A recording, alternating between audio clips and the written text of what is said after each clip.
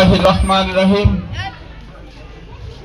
আসন্ন ত্রয়োদশ নির্বাচন উপলক্ষে আজকের এই মত বিনিময় সভায় উপস্থিত প্রধান অতিথি, সভাপতি এবং আগত আমার ভাই ও বোনেরা, আসসালামু আলাইকুম।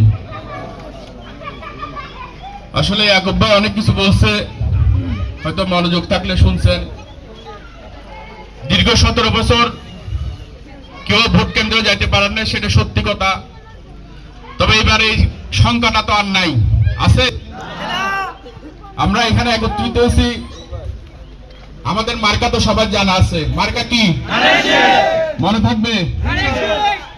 আর বাংলাদেশ জাতীয়তাবাদী দল বিএনপির মনোনীত প্রার্থী জনাব আমির খসরু মাহমুদ চৌধুরী এই আসন থেকে বারবার নির্বাচিত সংসদ সদস্য এবং সাবেক মন্ত্রী।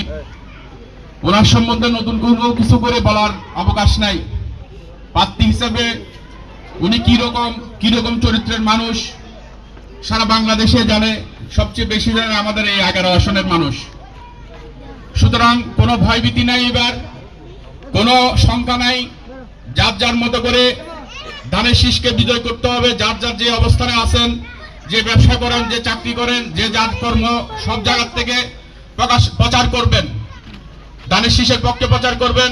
তারেক জিয়ার মার্কা ধানের শীষ, সবাই আমির খসরুর মার্কা ধানের শীষ, এই এলাকার জনগণের মার্কা ধানের শীষ।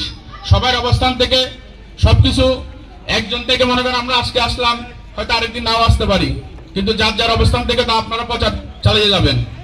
আর বিশেষ কিছু বলবো না, একটাই কথা বলবো, সবাই মিলেমিশে থাকবেন, ঐক্যবদ্ধ থাকবেন।